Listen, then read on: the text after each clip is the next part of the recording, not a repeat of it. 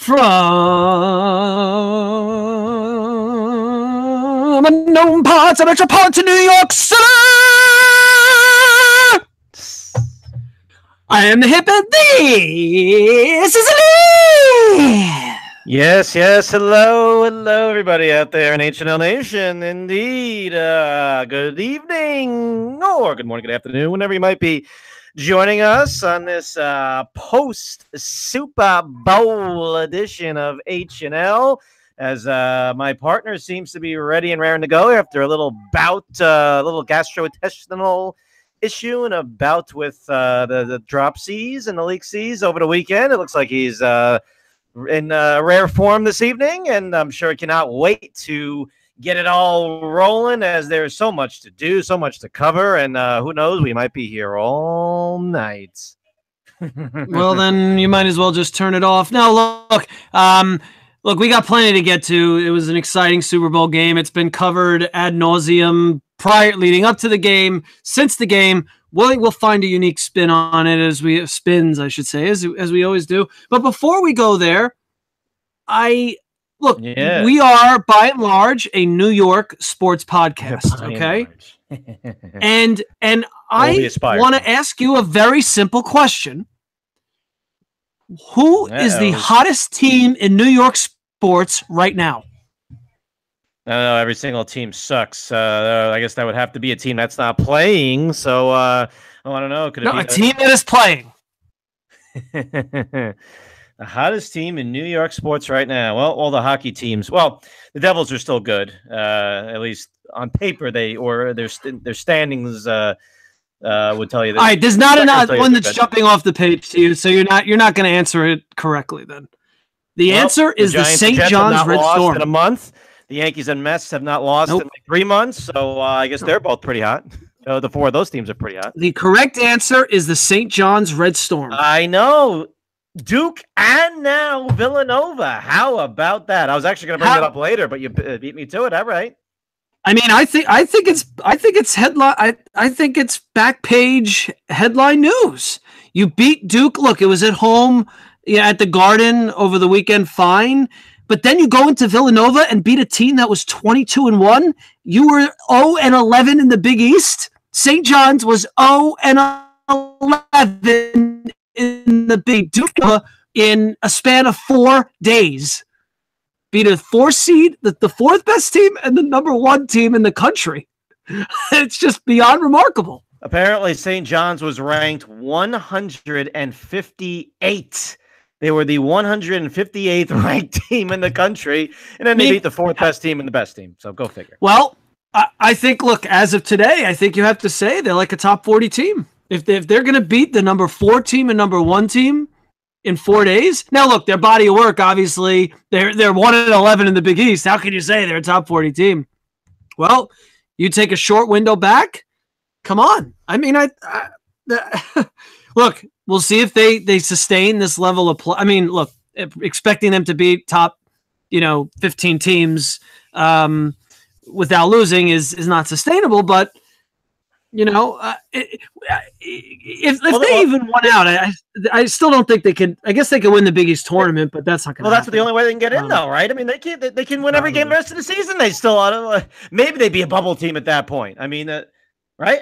They would have to win the tournament. That's. I mean, but has there ever been a story of a team that had such a horrible, first, 60 to 70% of its season, but then did a complete 180 and was just on fire, and they got in, even though their overall, resume just doesn't produce what you would expect for a tournament team? Well, we'll revisit it, but I just think it's for New York sports fans, if you need anything right now. So So I wanted to kind Rangers lose 6-1 tonight. KP out for the year. Islanders suck. Their GM says we're not doing anything. And and by the way, the Nets are still in existence, but who cares? Because they're the Nets. Hey, Russell Wilson's on the Yankees. Yes, that's exciting. Oh yes, he's going to duke it out with Tim Tebow, who's the best team in New York, who's the best quarterback in New York baseball. Russell Wilson versus Tim Tebow. Oh my God! And I did I read correctly that Russell Wilson does plan to report in some fashion? Yes, apparently he does it every year. He has a high old time doing it. They're like, drop on by. Yeah, we'll chill. You know, we'll take some batting practice, take some ground balls. Maybe he'll pull a Roger Dorn in the field. Come on, Dorn, get in front of the damn ball. Come on, Wilson.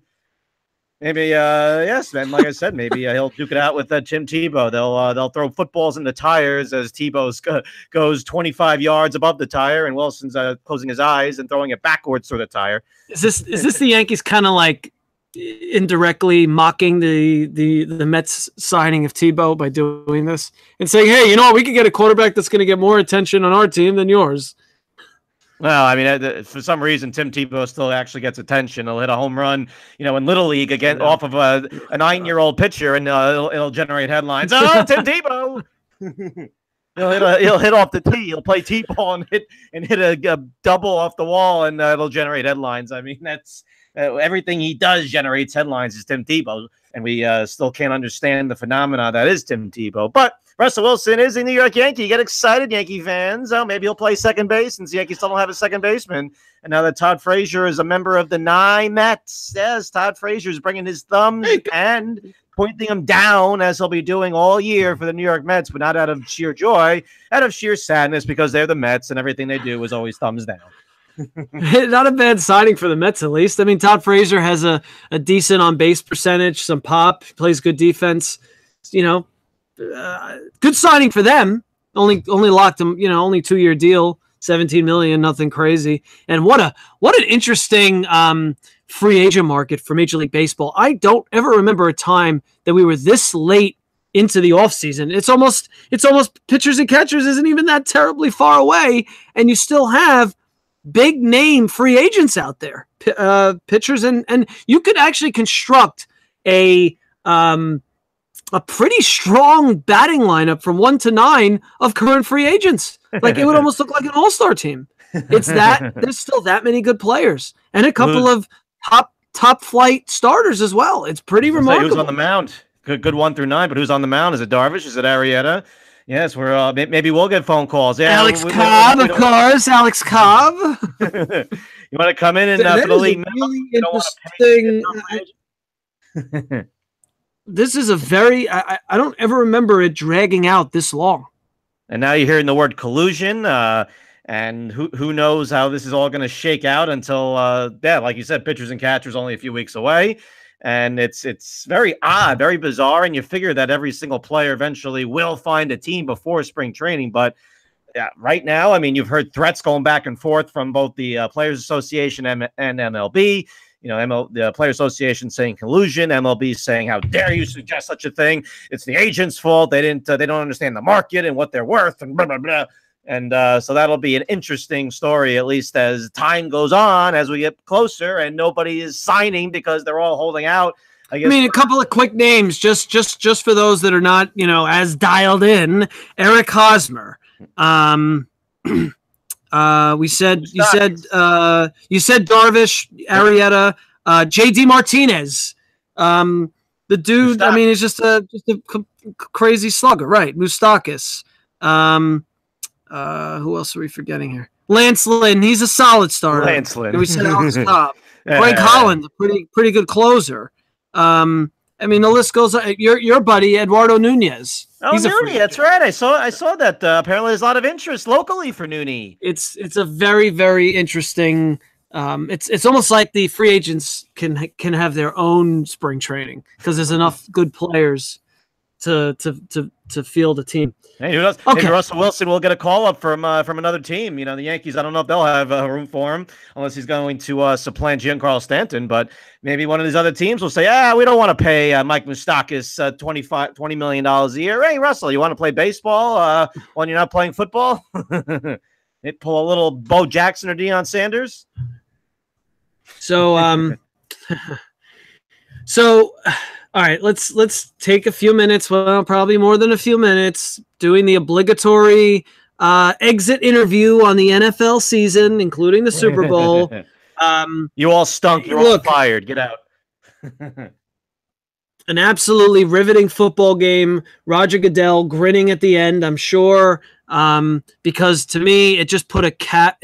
It took what was really a mediocre NFL season, a lot of uninspiring play from a fan's perspective, a lot of sloppy play, a lot of just slow games, lopsided games, and this game was the complete opposite of that. I mean, this you were glued to the screen from start to finish. You didn't want to miss a single play. Obviously, tons of offense, which the fans love to see. And like down to the very last play, felt like Air Force versus Hawaii, like in October. I mean, the team that the team lost, and the Patriots who lost didn't punt a single time. I mean, it's just so many remarkable stats that you can handpick to kind of highlight how just bizarre of a football game this was. But in the end, it was a great game. A couple of interesting replays with the catch rule that kind of kept, which is a problem that the NFL is going to continue to have. But I think they got them right in this context. But your high level thoughts, Mr. Lip. Well, for me, I mean, you said that this was a thrilling game, and it was. I thought last year was actually more compelling, and we had a lot more. I mean, honestly, and I have a lot of notes, and you've made note of all the notes that I made about this game. But honestly, there was a lot more to break down last year. Last year, the game had so many moving parts. I mean, we were here for at least 25 minutes breaking down that game, and just the comeback and all the things that Atlanta did and the bad play calling and the bad decisions and everything that went on and, the miraculous plays made by the Patriots, Edelman, the ball hanging in the air, overtime, all of that. This year, see, this was your typical, you have two types of games. You have a type of game in the NFL in which either you have all offense, where up and down the field for both teams, no defense at all, bad tackling, no pressure on the quarterback or whatever, just up and down the field.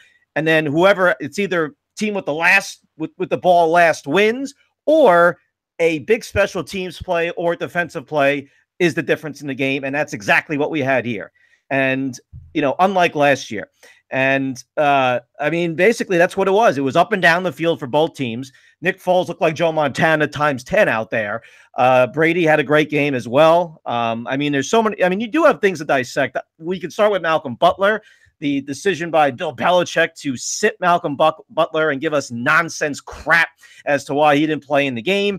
The speculation rampant. Well, was it disciplinary? Was it his overall play? Was it practice? Sick? Whatever it might have been. Belichick gave us the, not discipline. I'm not telling you. You're going to have to sit there and just guess as to why he didn't play, even though the secondary was absolutely shredded in this game. And the master, brilliant strategist, tactician that is Bill Belichick, and the master at making halftime adjustments made absolutely no, or at least didn't make the obvious adjustment by putting Butler in the game at some point, a guy that played 98% of the snaps throughout the course of the season, and every snap in both playoff games. I don't know, what you thought about that. He's getting killed in New England right now. There's still no explanation. Butler came out and said all the rumors about him was, complete nonsense.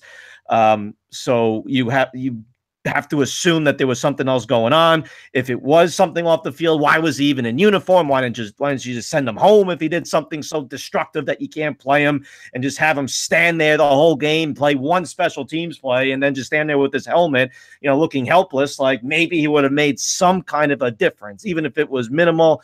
Maybe they don't win the game if he plays more or plays the whole game or whatever. But just a very bizarre situation there, and still trying to figure that one out. Other themes in this game, again, Foles, brilliant game.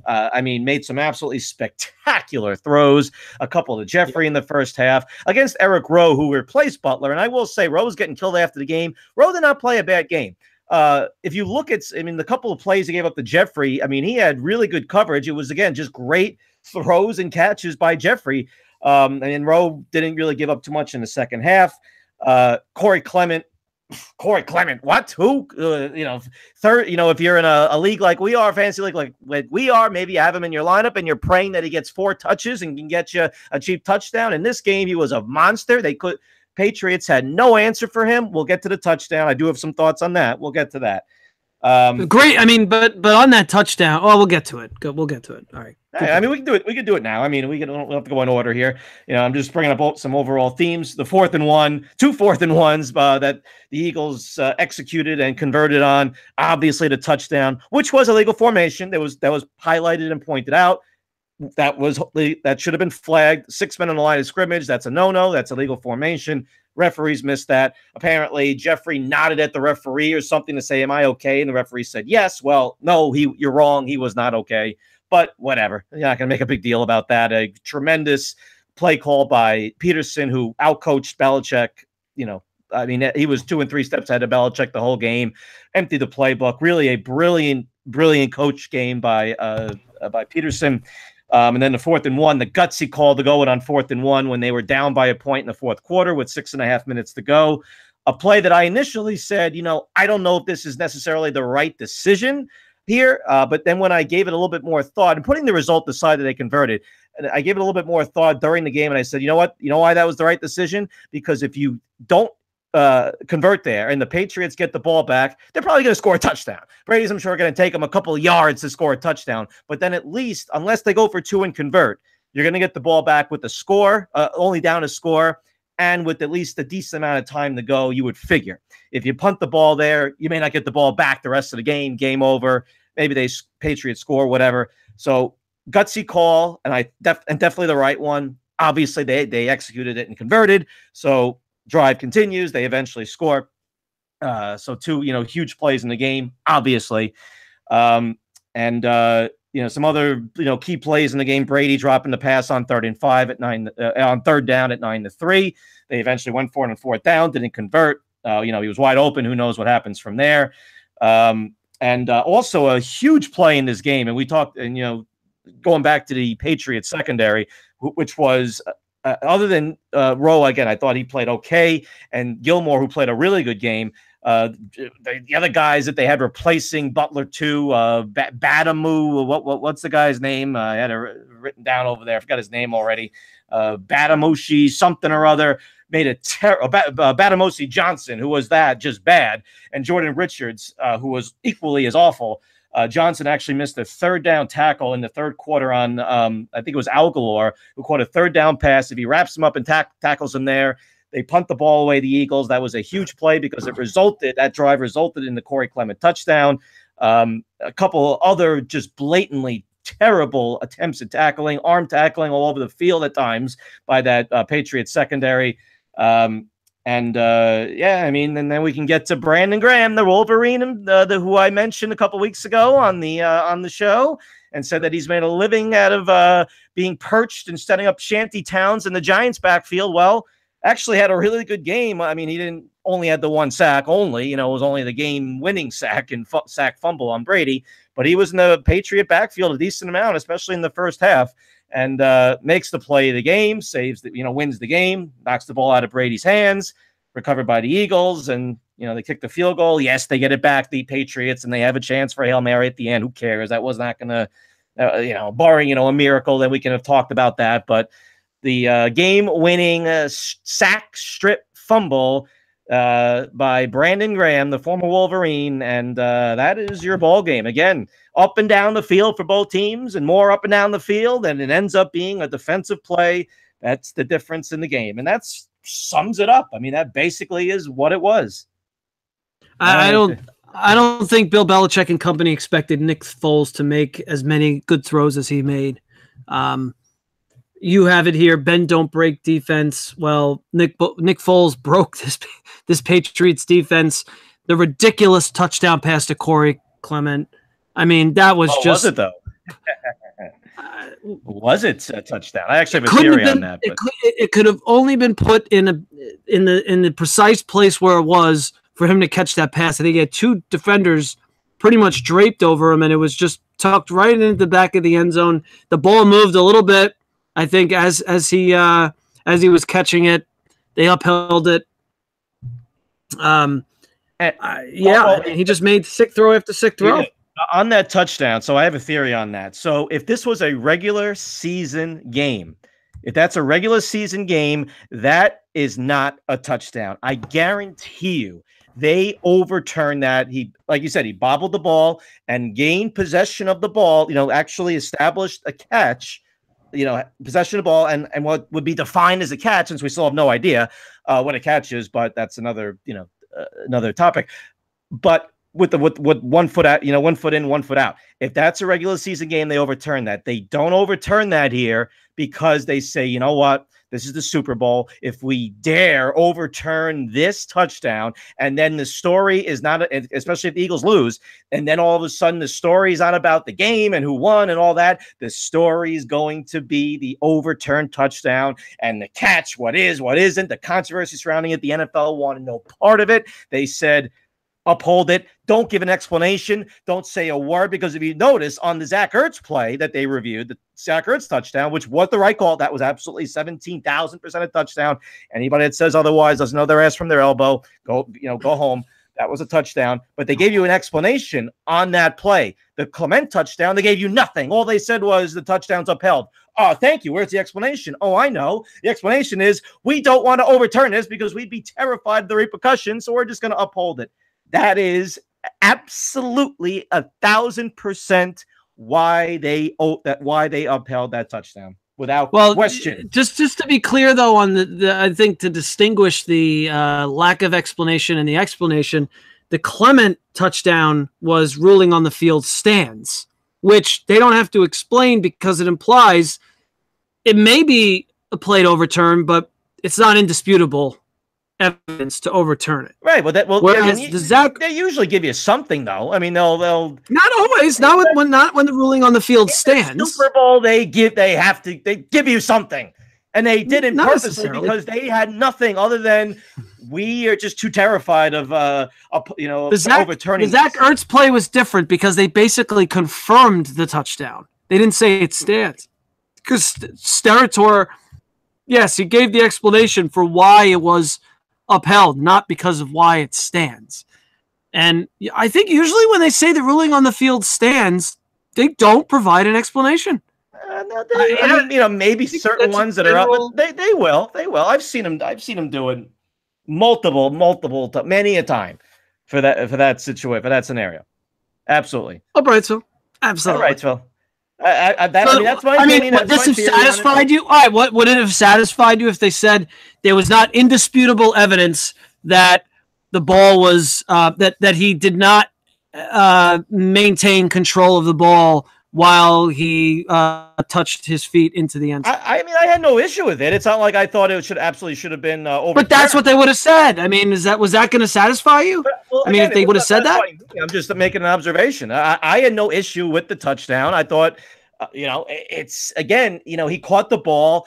He had 2 feet in bounds. It was a little maneuvering of the ball, shuffling of the ball in his arms. To me, that's a catch, so I'm not going to go crazy. There are certain instances where it's not a catch, and I would go crazy. Now, I'll be honest. The problem is, the precedent. There have been calls in prior games where similar ball movement, it has been ruled incomplete. Austin Severian Jenkins, ring a bell? Yeah, so it's always hard to compare. Every catch is different, but still, you've probably seen other catches where there was maybe similar or less movement than that one, and it was overturned.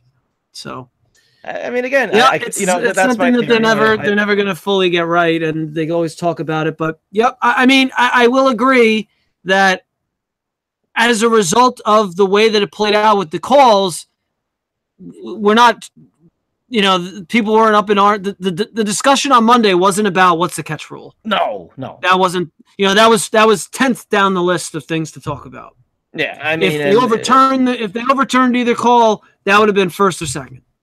I mean, yeah. So either one. But the Ertz call, they definitely got right. The Clement one is debatable because, again, the ball did, shuffle in his arms when he came down with his second foot out of bounds. So That one is debatable. Again, I'm not going, I don't care. I mean, like, I thought it was fine that they upheld it. I didn't think there was one that they absolutely had to overturn. Again, we don't know what the hell a catch is. And Goodell even said, like, yeah, we have to kind of like get that straightened out because it's just ridiculous at this point. But that's my theory on it. So, whatever, it doesn't matter. It was a touchdown. The Eagles were a better team in this game. They absolutely deserve to win the game over the Patriots. At least better offensively, and they made the one defensive play, and again, that was the difference in the game. But they were much better. And the Patriots, you saw that they did it with smoke and mirrors all year with their defense. The bend don't break. Well, like you said, the defense snapped in this game, and this. I mean, for me, one of the other themes was this was the Belichick, the master strategist, brilliant tactician, invested in game adjustments, game management, all that. He could not overcome the Belichick that is mediocre to bad at picking personnel, assessing talent, and building a team. He is not good at that, and you saw that rear its ugly head with that defense on Sunday night. And he could not, and there were, I've seen a few things written about his base defense in this game, and maybe theories why Butler didn't play. Maybe it was for game reasons, going with a big nickel like he did with the Giants back in 1990. Or if you listen to Mike Francesa, you've heard that term many a time, big nickel, big nickel. Well, whatever he came up with in this game failed, and just could not outmaneuver Doug Peterson, who was, again, 2 and 3 steps ahead of him all game, coached a brilliant game, and, emptied the playbook and just, got a all-world performance from his backup quarterback. That is Nick Foles. Your starting quarterback for the 2018 New York Jets, Nick Foles. Hey. Oh, God. One part that leaves me slightly disappointed is we won't get to see if my theory would have had any merit, in that if the Patriots won, would Tom Brady go out on top? So I think there's, without a doubt, Tom Brady is returning next year. Rob Gronkowski, apparently there were some rumblings that he was considering retirement. My guess is he will be back as well at the ripe age of 28 years old. Yeah, I mean, you never know, especially with everything we know now about what players know about concussions, and Gronkowski has had a few. Obviously, the one that he suffered in the Jaguars game and was cleared to play in this. And Gronkowski was unbelievable. Gronkowski was, especially in the second half. Oh my God, when he is on top of his game, there is nobody on the planet that can cover him. Well, he had one catch for 10 yards, I think, in the entire first half. Because they lose Cooks on a pretty dirty helmet-to-helmet hit by what was it, Jenkins, and Gronkowski takes over in the second half. I mean, unstoppable, made some brilliant plays. Two touchdown catches, I believe. Yeah, 2 touchdowns. I mean, he is just something else. And again, when he is at his best, nobody on the planet can cover that guy. He looked healthy on Sunday. Yeah, that he did. And a few other interesting stats, actually. So there were 1,151 total yards by both teams in this game. Patriots actually averaged more than the Eagles per play at 8.5 yards a clip, which is pretty just staggering. And the Pats, of course, the first team in NFL history to rack up 600 yards of offense and lose in any game, in any regular season, postseason. Regular season, incredible. That is just wow. And how about, and also there's Brady last year. So last year we talked about how they had a dink and dunk all game. I mean, the Eagle defense, we talk about the Patriots defense. How about the Eagles secondary? Oh my God. And I've been saying this all year that their secondary was terrible. I think the Eagles secondary was that much worse than the Patriots. As bad as the Patriots played, the Eagles secondary was so atrocious in this game. Guys, Chris Hogan running wild down the field. Chris Hogan. What the heck? They lose Cooks, and here's Amendola and Hogan and White and Gronkowski just running wild in the Eagles secondary. Think about this. Last year, Brady threw 62. Now, he threw for 462 yards last year, Brady, but with 62 passes. This year, he threw for 505 on 48 passes. I mean, last year it was dink and dunk. This year it was down the field to Hogan, down the field to Amendola. I mean, it was ridiculous. And, their pass rush, was sporadic throughout the game, the Eagles. I mean, they've got some pressure on Brady in the first half. Second half, they really were not getting any pressure at all. I mean, they seemed to have the Falcon syndrome, being gassed in the second half. But again, when the game was on the line, here comes Brandon Graham. Yep. But I mean, just some incredible stats, incredible numbers. No defense setting football back. Well, I guess this is the new football, so I shouldn't even say that. I mean, this is what football is now: offense, and more offense. Defense be damned. For those that want to see, defensive struggles like we have seen in past years in the NFL. So Matt Patricia no longer a member of the Patriots coaching staff. Josh McDaniels is still a member of the Patriots coaching staff, kind of pulling a Bill Belichick with the Jets back in, what was it, 2000, I believe? Yep, I resigned as like the coach for a day of NYJ. On an what a bizarre turn of events where the Colts come out and announce McDaniels as the head coach. Press conference next day.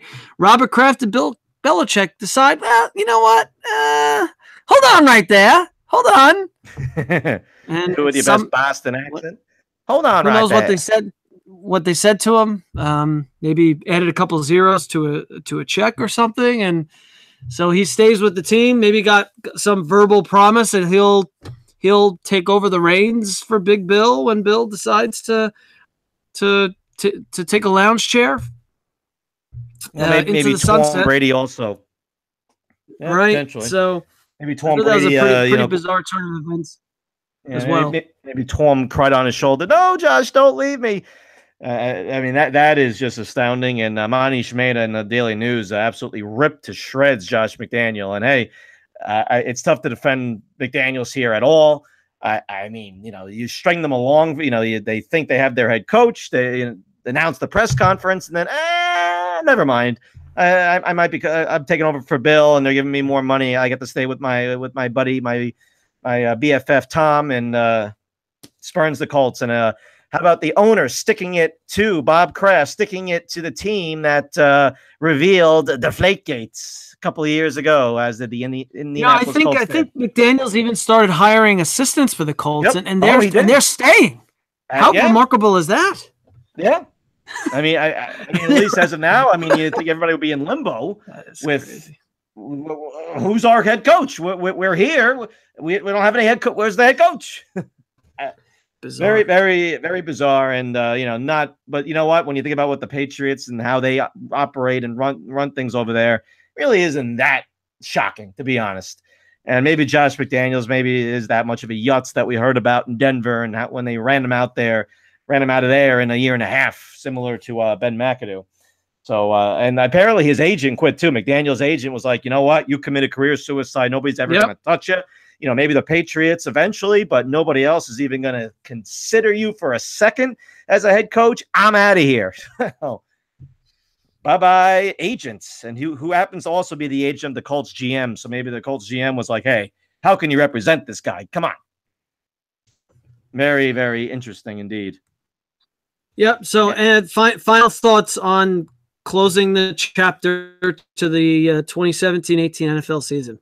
Yeah, it's a good riddance. As a Giant fan, having to watch those two teams playing the Super Bowl and having to see the Eagles win after having not won a damn thing since 1960, and just good riddance to it. Giants miserable season, as we know. And now we get to all anticipate and speculate about what they're going to do in the draft, which I'm not interested in right now. Let's let a little bit of time go by before we start talking about that. Even too early to say. Yeah, you'll probably see stuff every day. Actually, the couple of things from the game that I enjoyed. Well, one thing that drove me insane was the use of the acronym RPO from Chris Collinsworth. Oh my God. Oh my God. RPO, run pass option. Oh, there's RPO. Oh, another RPO. Oh my God, Chris Collinsworth. All game with the RPOs. They did this in every other game where you had a quarterback running those RPOs. Whether it be Mario. What if you did RPO? Oh. Would that have sweetened it for you? Oh my God. All game with the RPO. And Although Al Michaels actually had an interesting line when they were talking about how the Patriots never release injury information, and he said something to the effect that it was easier to get information out of East Germany when the Berlin Wall was still up than it is to get injury information out of the Patriots. So that was that was a good one. And only 103 million people tune in for the Super Bowl, the lowest since 2009, which is right in line with the trend that we've seen all year in the NFL of the declining ratings. Yes, the NFL maybe has a little bit of a problem on their hands. Yes. Who knows? You want to talk about big sample sizes? So that the morning after on Monday, the first two people that I knew who I saw Monday morning on my way to work or at work, I asked if they watched the game, and what did they say? No. Yes, big sample size. Yes, big sample size. No, yes, Super Bowl. Yeah, how about that? Are they not? Are they football fans and they were making a statement by boycotting the game, or are they just WGAS football? Or? No, there were no statements. It was just WGAS. Yeah, okay. All right. Yeah. There's more WGAS. There's probably just more general WGAS. I think that's than there was previous years. I think it's simple as that. I mean, I enjoy how they still blame that. Well, it could be national anthem protests. Yeah. I'm sure they're working on the report right now of breaking down why it's the lowest since 2009. But I think you and I could have a simple one-page report that just says more WGAS and be done. Yes, right. Yes, indeed.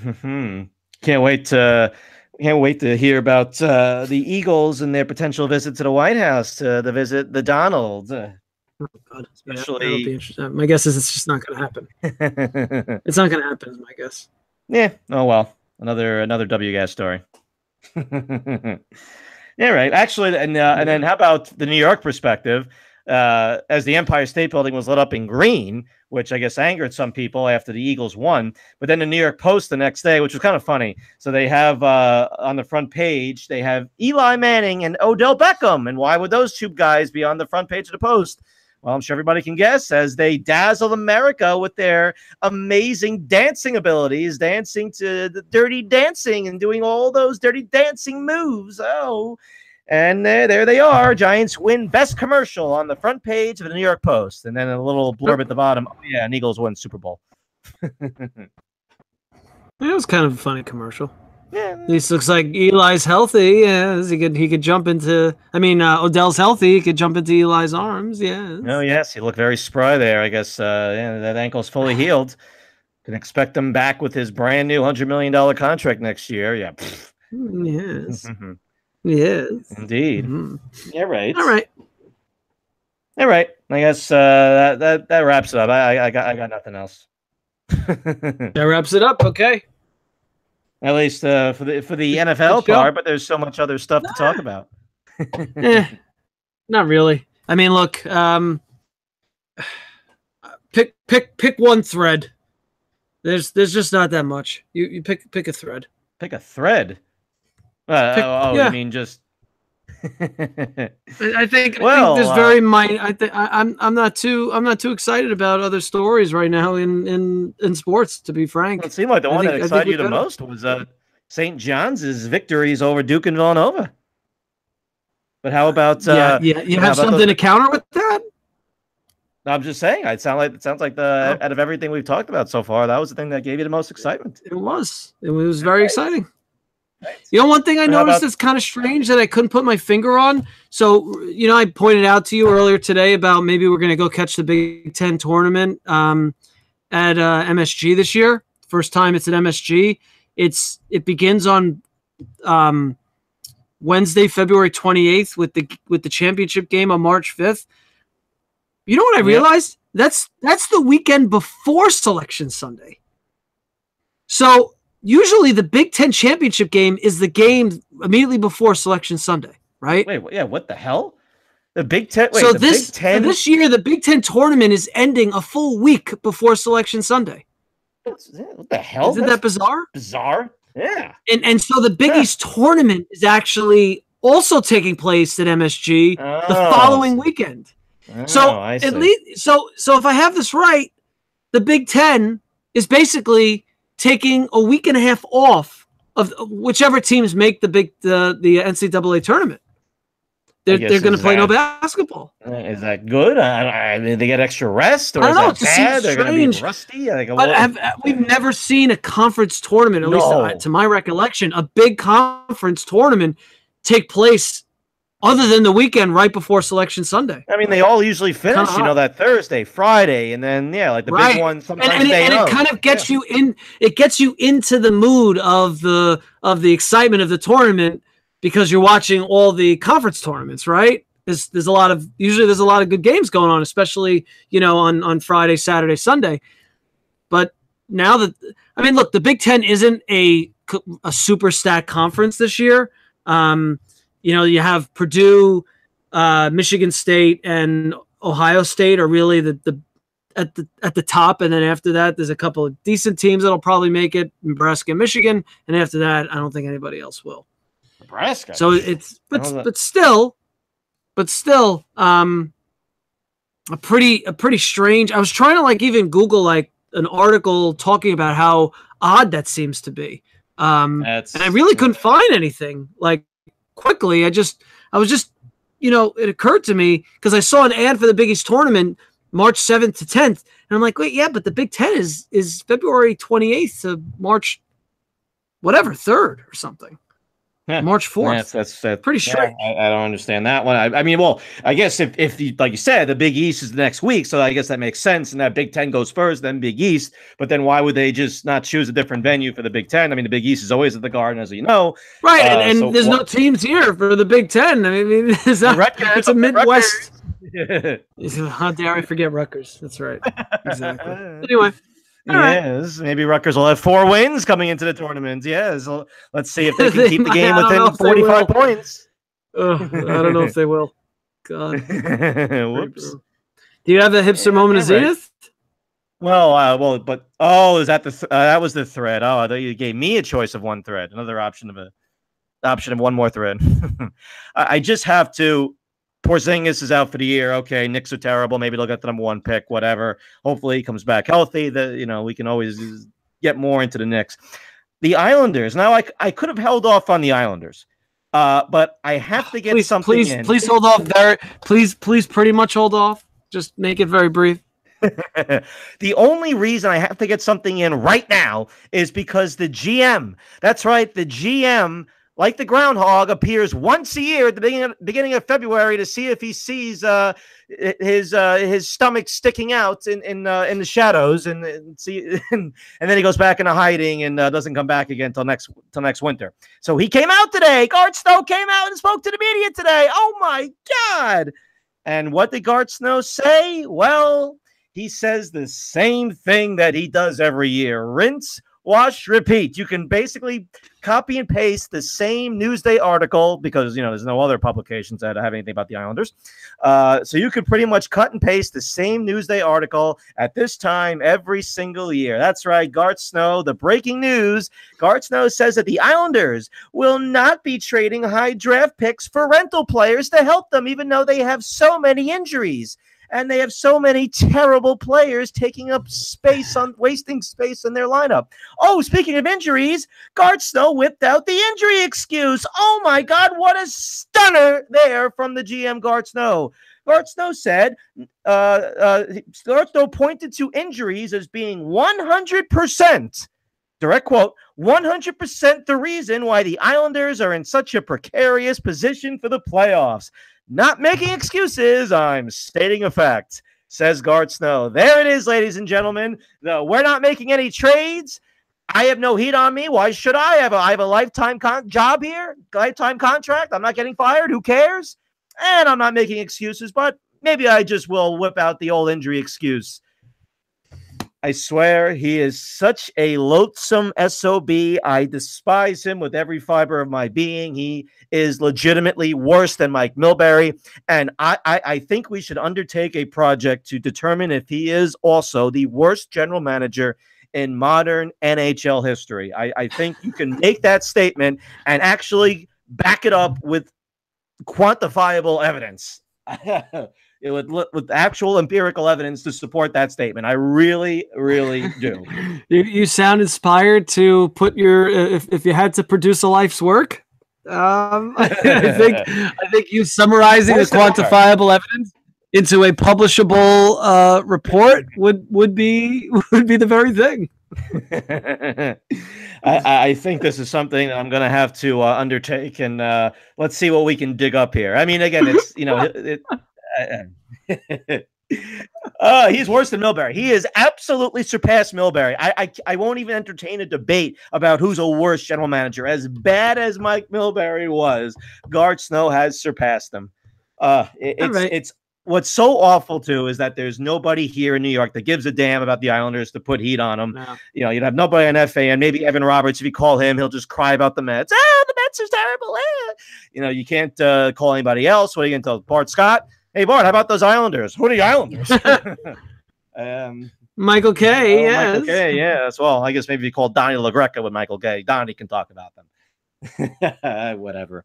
Have you listened to any of Afternoon Drive now that the big guy is now well into his retirement? Have you listened to any of Afternoon Drive? Honestly, I haven't listened to more or less Afternoon Drive compared to before the Mike retired, and that's not that's not a knock on him. It's just I'm not driving at that time usually, so I don't know.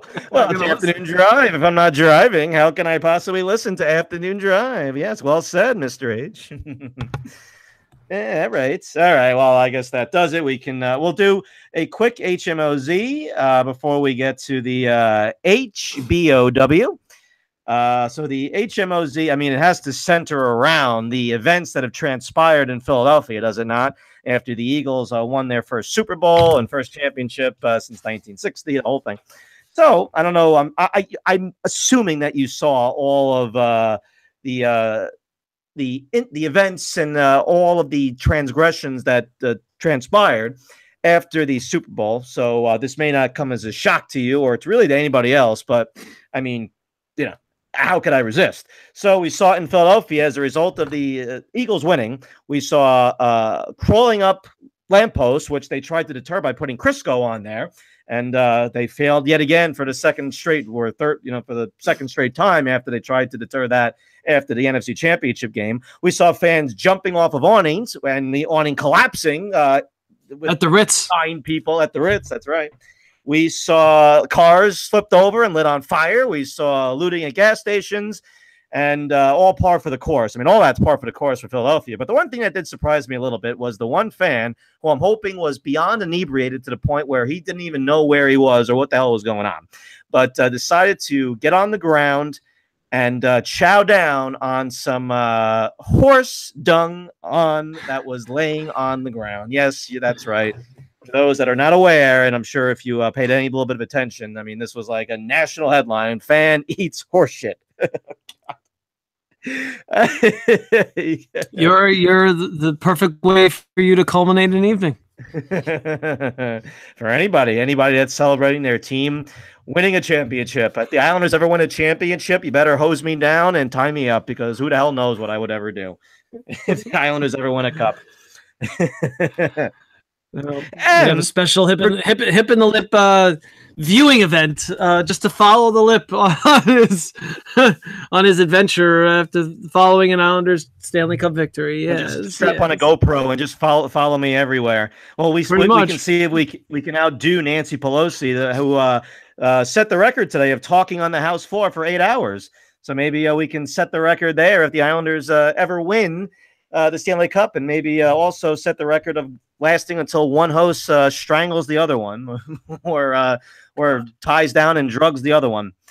And lastly, the parade will take place tomorrow, and Bud Light will be giving out free beer to all who are of drinking age. So I'm sure that's going to go very swimmingly. Wow. Giving free beer to the Philly fans celebrating a Super Bowl.